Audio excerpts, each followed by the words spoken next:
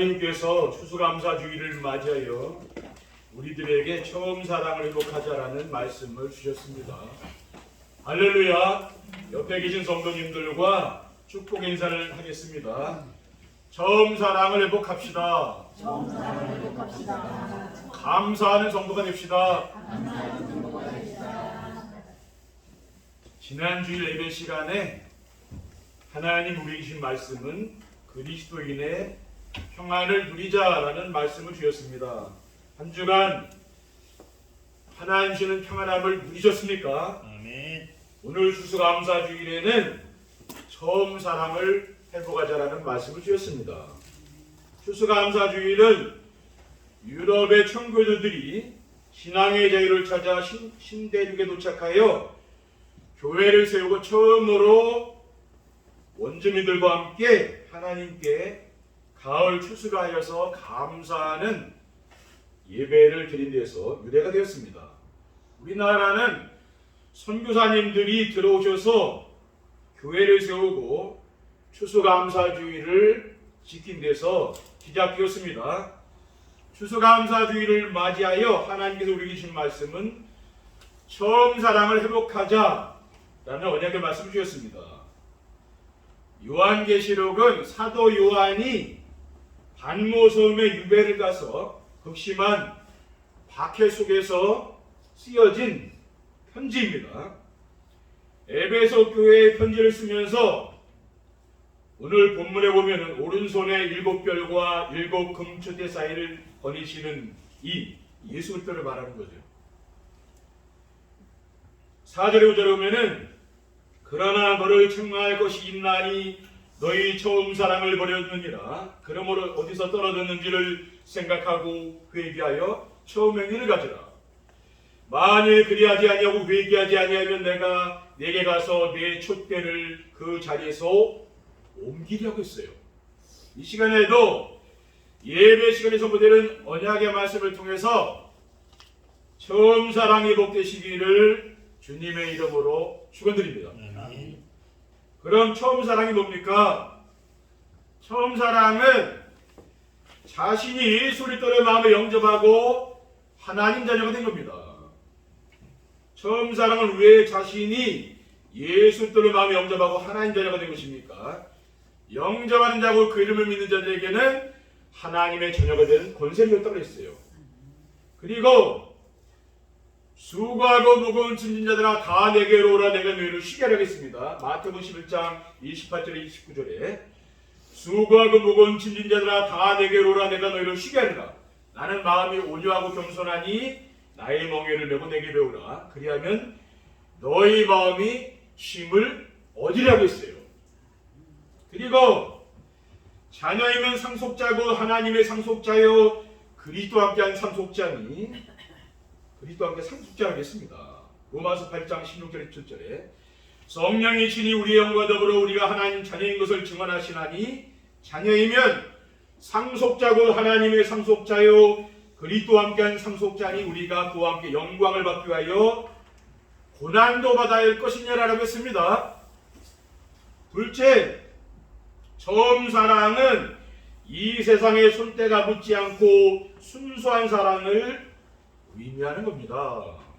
처음 사랑은 왜 이 세상에 손때가 붙지 않고 순수한 사랑을 의미하는 것입니까? 왜냐하면 처음에 예수님을 믿을 때는 너무 좋아서 기뻐하며 행복하게 살았기 때문입니다. 여러분도 옛날에 처음 예수님 믿을 때 교회 다닐 때 생각해 보세요. 그때 얼마나 좋았습니까? 그렇죠? 저도 처음에 교회를 다닐 때는 교회 가서 말씀 듣는 시간이 너무 재미있고 찬양하는 시간이 너무 좋았습니다. 그런데 시간이 지날수록 처음 사랑을 잃어버리고 새 속에 물들어서 타락하게 됩니다. 야고보서 1장 27절에 하나님 아버지 앞에서 정결하고 더러움이 없는 경건은 곧 고아와 과부를 그 환난 중에 돌보고 또 자기를 지켜 새 속에 물들지 아니하는 것이라. 여러분이 세상살이에 바쁘고 내가 세상살이에 빠져 살수록 하나님과의 관계는 점점 멀어지는 거예요. 그리고 처음 사랑은 그리스도와 성도 간의 사랑인데 처음 사랑은 부부 간의 사랑과도 비슷한 겁니다. 고린도전서 13장 4절 5절에 보면 사랑은 오래 참고 사랑은 온유하며 시기하지 아니하며 사랑은 자랑하지 아니하며 교만하지 아니하며 물에 향하지 아니하며 자기의 유익을 구하지 아니하며 성내지 아니하며 악한 것을 생각하지 아니하며 불의를 기뻐하지 아니하며 진리와 함께 기뻐하고 모든 것을 참으며 모든 것을 믿으며 모든 것을 바라며 모든 것을 견디느니라. 이 처음 사랑을 우리가 회복을 해야 되는 거죠. 셋째, 처음 사랑은 예수님을 그리스도로 믿고 인생 문제를 해결받아서 행복한 상태를 말하는 겁니다. 처음 사랑은 왜 예수님을 그리스도로 믿고 인생 문제를 해결받아서 행복한 상태를 말하는 것입니까? 왜냐하면 저는 예수님께서 그리스도라는 복음을 깨달았어요. 그러니까 이 자리에 있지 않겠습니까? 그리고 인생 문제가 해결됐다니까요. 사도 바울은 갈라디아 2장 1절에 내가 그리스도 안에 십자가에 못 박혔나니 그런즉 이제는 내가 사는 것이 아니요 오직 내 안에 그리스도께 사는 것이라. 이제 내가 육체 가운데 사는 것은 나를 사랑하사 나를 위하여 자기 자신을 버리신 하나님의 아들을 믿는 믿음 안에 사는 것이라고 했습니다. 오직 내 안에 그리스도가 산다고 해요. 사도 바울이요. 나는 죽고 내 안에 그리스도가 산다고 했지 않았습니까? 저는 인간관계 때문에 굉장히 고민하고 이렇게 교회 사역하면서 갈등을 많이 했거든요. 근데 복음을 깨닫고 그게 싹 없어지더라고요. 세상 사람들도 인간관계 때문에 힘든 거 아닙니까? 그렇죠. 일 때문에 힘든 것도 있지만 그거보다 뭡니까? 여러분이 만나는 사람, 그런 사람 힘든 거 아니에요. 그렇죠. 저도 그게 힘들더라고요. 근데 복음을 깨닫고 내 마음속에 평안함과 기쁨이 물밀듯이 막 오더라고요. 근데 그때부터 제가 인간관계를 넘어가게 된 거예요. 그전에는 항상 인간관계에 갈등이 있더라고요. 살다 보니까. 근데 그 복음을 깨닫는 이후에 그게 없어지더라고요. 그 이후에 제가 이렇게 결혼도 하고 뭐 이렇게 했습니다만 하나님께 응답을 주신 거예요. 그리고 하나님이 주시는 참된 평안과 기쁨과 자유와 감사가 넘치는 행복한 삶이 되는 것입니다. 시편 107편 1절에 여호와께 감사하라 그는 선하시며 그 인자하심이 영원하미로다. 9절에 그가 사모하는 영혼에게 만족을 주시며 줄인 영혼에게 좋은 것으로 지워주시미로다라고 했습니다.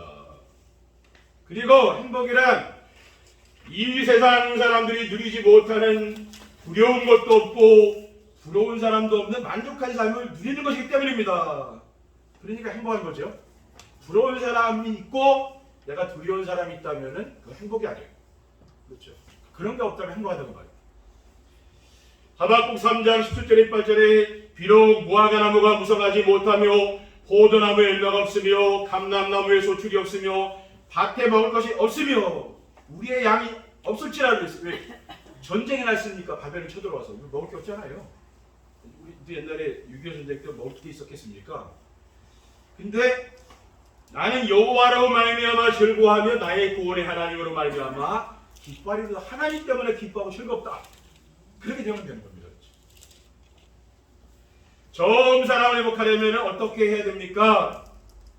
처음 사랑을 회복하려면 자기중심, 물질중심, 세상 성공 중심의 삶을 벗어버려야 돼요. 처음 사랑을 회복하려면 어떻게 자기중심, 물질중심, 세상 성공 중심의 삶을 벗어버려야 됩니까? 창세기 3장 문제의 시작된 게 바로 자기중심입니다. 창세기 하나님을 떠난 인간은 자기밖에 모른다. 그렇게 돼 있어요. 성공할수록 더 그래요. 자기밖에 모르는 겁니다. 그래서 뭡니까? 이것이 그리스도 중심의 삶으로 바뀌어야 되는 겁니다. 자기 중심의 삶은 눈에 보이지 않는 사탄이 만들어 놓은 함정입니다. 사탄의 함정에서 빠져나오려면은 그리스도의 비밀을 깨닫고 그리스도 중심의 삶을 살아야 됩니다. 마태복음 16장 16절 17절에 시몬 베드로가 대답하여 이르되 주는 그리스도시요 살아계신 하나님의 아들이십니다. 예수께서 대답하여 이르시되 바요나 시몬아 내가 복이 있도다 이를 내게 하게 하는 혈육이 아니요 하늘에 계신 내 아버지시니라 하라고 했어요. 아멘. 복 있는 사람을. 그리고 장세 6장 문제로 시작된 것이 바로 물질 중심의 삶입니다. 세상 사람들 지금 돈밖에 모르는 거 아닙니까? 그건 물질 중심이라. 어릴 때부터 배운 거 아니에요. 그렇기 때문에 이게 하나님 나라 중심의 삶으로 바뀌어야 되는 거예요. 물질 중심의 삶은 눈에 보이지 않는 사탄이 만들어 놓은 올무입니다. 여기 빠지면은 올무에 갇히면 못 나오는 거죠. 죽는 겁니다. 사탄의 올무에서 해방을 받으려면 하나님 나라 중심의 삶을 살아야 됩니다. 로마서 14장 17절에 하나님 나라는 먹는 것과 마시는 것이 아니요 오직 성령 안에 있는 의와 평강과 희락이라고 했습니다. 그리고 창세기 21장에서 시작된 문제가 바로 세상 성공 중심의 삶, 그 바벨탑을 쌓는 거죠.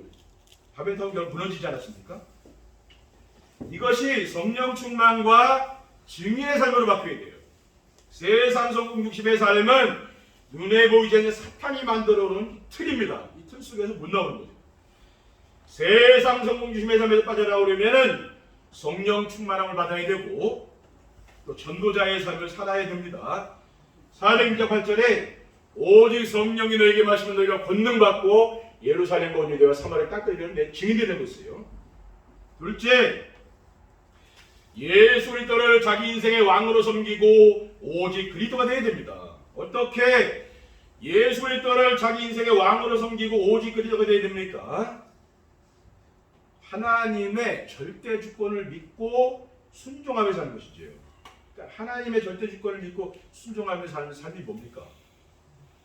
창조주 하나님이 자신의 과거와 오늘과 미래의 삶을 완벽하게 인도해 간다는 걸 믿는 거예요. 근데 불신자들 이런 건 사실 안 믿습니다. 그렇죠? 근데 우리 믿는 성도들은 뭡니까? 하나님이 우리를 인도해 가신다는 걸 믿어야 되는 거죠. 잠언 16장 3절에 너희 행사를 여호와께 맡기라 그러면 내가 경영하는 것이 이루어지리라 했습니다.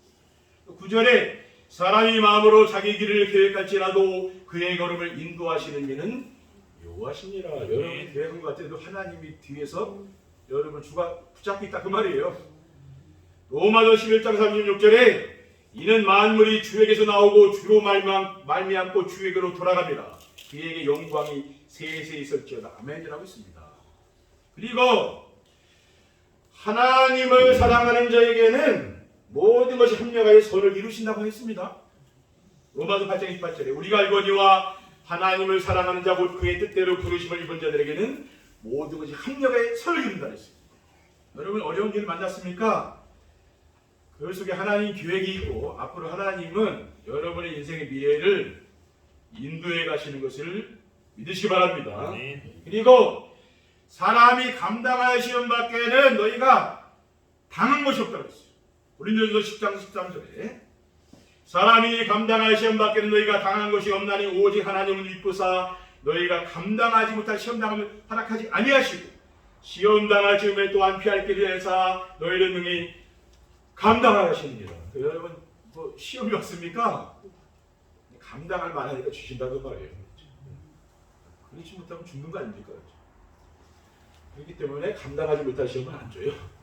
또 피할 길을 주신다니까요. 셋째, 예배 중심의 삶을 살며 강단의 메시지를 순종하며 따라가야 됩니다. 왜 예배 중심의 삶을 살며 강단의 메시지를 순종하며 따라가야 됩니까? 아버지께서는 자기에게 이렇게 예배하는 자들을 찾으신다고 하였기 때문입니다. 요한복음 4장 23절에 아버지께 참되게 예배하는 자들은 영과 진리로 예배할 때가 오나니 곧 이때라. 아버지께서는 이렇게 자기에게 예배하는 자를 찾으시느니라. 하나님 뭡니까? 우리 성도님들이 이렇게 우리 추수감사주일에 모여서 예배하잖아요. 이만 기뻐하신다고 말해요. 그러니까 예배를 준비하기 위해서 여러분 많이 준비를 하고 나오셨을 거 아니에요. 그렇죠? 많은 걸 포기하고 다 이렇게 이 자리에 오신 거예요. 그게 얼마나 귀한 겁니까? 그리고 하나님은 강단의 말씀을 하나님 말씀으로 믿고 따라가는 성도들과 함께 계신다는 거예요. 왜냐하면 하나님은 강단의 말씀으로 성도들의 가정과 삶을 인도해 가시기 때문에 여러분이 잊어버려도 뭡니까? 이 말씀을 가지고 하나님이 인도해 가신다 그 말이에요. 불신자의 삶과는 다른 거죠. 그 사람들은 자기 노력으로 사는 거지만 우리 뭡니까?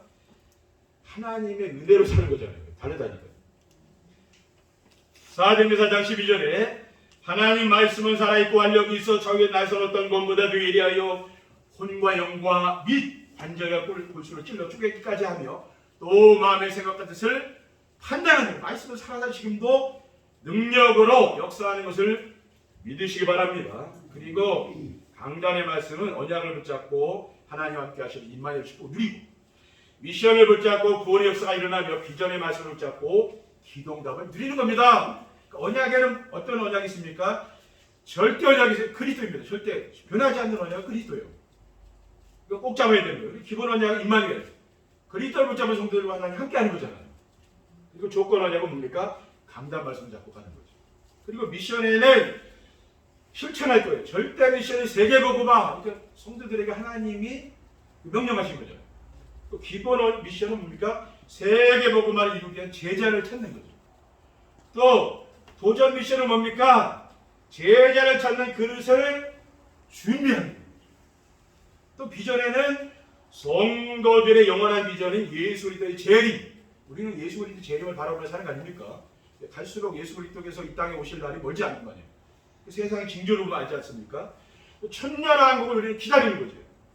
또 전도자들의 비전은 하늘나라의 상급을 바라보며 사는 것입니다. 디모데후서 4장 8절에 이제 오르는 나를 위하여 위에 면류관이 예비되었으므로 곧 위로우신 재판장이 그날을 내게 주실 것이며 내게만 아니라 주의 나타나심을 사모하는 모든 자에게도 이라라고 했습니다. 사도 바울은 뭡니까? 자신을 위하여 의의 면류관이 예비되었다. 하늘나라의 상급이 준비된 거 아니요. 우리는 이와 같은 언약 미션 비전의 말씀을 붙잡고 우리의 마음에 담아야 될 줄 믿습니다. 이 말씀대로 살아야 되는 거죠. 결론입니다. 정사랑을 회복하면 어떻게 됩니까? 우리가 이번 주간에는 추수감사주의를 맞이해 하나님이 처음 사랑, 여러분이 부부가 처음 만나서 막 연애하고 결혼할 때 얼마나 좋았습니까? 여러분이 또 이렇게 처음 예수님 믿고 교회 나올 때 얼마나 좋았으면 세상 것이 영적 욕정 그런 거 다 없어졌잖아요. 그때는. 그때 내가 순수하게 주님을 사랑하고 섬겼잖아요. 그걸 회복하자 그 말이에요. 그렇죠? 예. 처음 사랑을 회복하면은 지난날의 아픔과 슬픔이 변하여 기쁨과 감사와 찬양이 넘치는 행복한 성도들이 되는 줄 믿습니다. 예수를 마음에 영접하고 하나님 자녀가 돼서 예배의 축복을 누리게 되면은 상처와 불신앙과 불평불만이 없어지고 하나님 주시는 기쁨, 평안, 감사가 회복하는 행복한 삶을 살게 되는 줄 믿습니다. 우리가 계속 이 추수감사주일 전에도 이 메시지를 계속 하고 있잖아요. 오늘 추수감사주일이 온 거 아니에요. 둘째, 처음 사랑을 회복하면 지난 한 해 동안 하나님이 베풀어 주신 은혜와 사랑을 생각하며 감사가 회복되는 것입니다.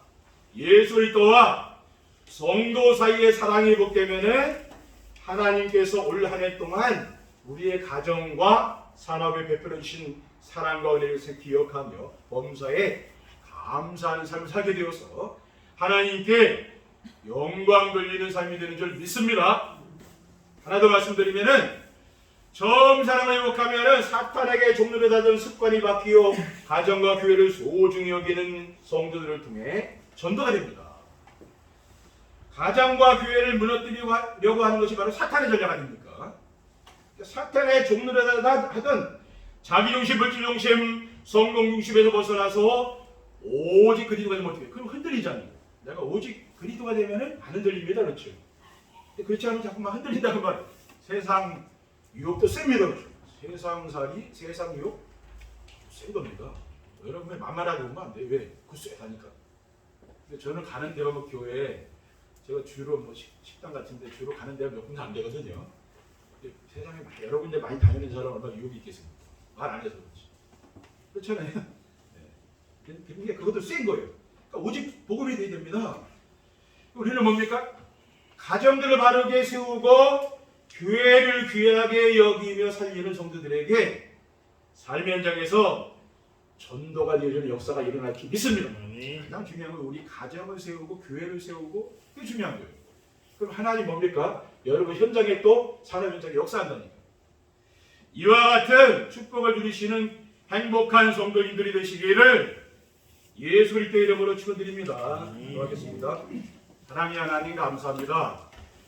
오늘 주신 언약의 말씀을 우리의 마음속에 깊이 담을 수 있도록 도와주시고 추수감사 주일을 맞이하여 우리 한 해 동안 주님께서 베풀어진 은혜와 그 사랑에 감사하는 성도들이 될 수 있도록 인도해 주시옵소서. 우리 구주 예수 그리스도의 이름으로 기도하옵나이다.